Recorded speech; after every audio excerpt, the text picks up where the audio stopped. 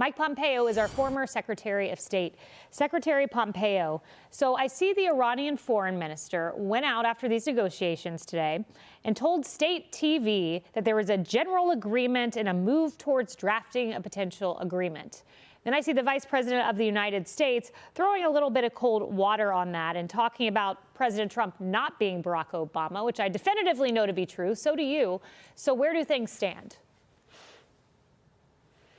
Kayleigh, it's great to be with you. Look, my sense is that President Trump is trying to give the Iranians every chance to see that they're going to have to make significant concessions in order to get any of the economic relief that they so desperately need.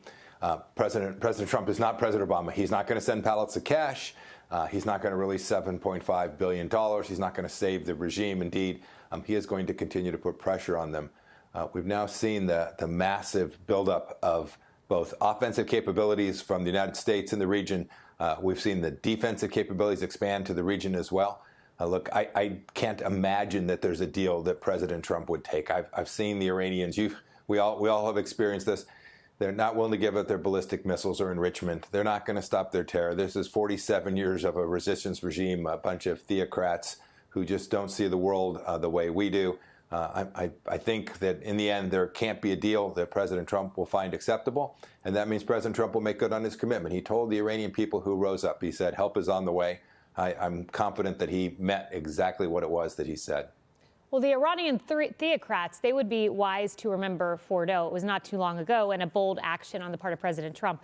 I want to ask you about these reports from Iran, because I'm just astounded at what they're doing to these protesters. Apparently, Iran has the most advanced surveillance capabilities in the world. They have facial recognition that they use against their citizens. And then these protesters in hospital beds are literally being found, according to the Jerusalem Post, hooked up to machines to get better, medicine of various sorts, with bullet holes in their head. Are you surprised? Kayleigh, I wish I could say I'm surprised, but I'm not. These are evil people who don't give a rip about human life.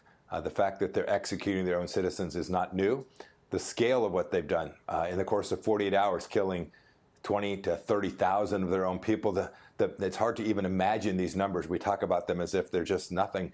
20 or 30,000 people killed by the Iranian besieged trying to enforce peace, trying to get back control of their own country. They will stop at nothing to do that. It's why I think the likelihood of success in getting a deal is so low. But the opportunity for the Iranian people to get what they've been chasing for 47 years now is closer than it's ever been. Yeah, there's a lot of darkness in that country, a lot of bad from their leaders. And an amazing good news story is that Christianity is on fire. So where darkness reigns, the light shines brighter. I know you know that well, Secretary Pompeo. Hey, Sean Hannity here. Hey, click here to subscribe to Fox News YouTube page and catch our hottest interviews and most compelling analysis. You will not get it anywhere else.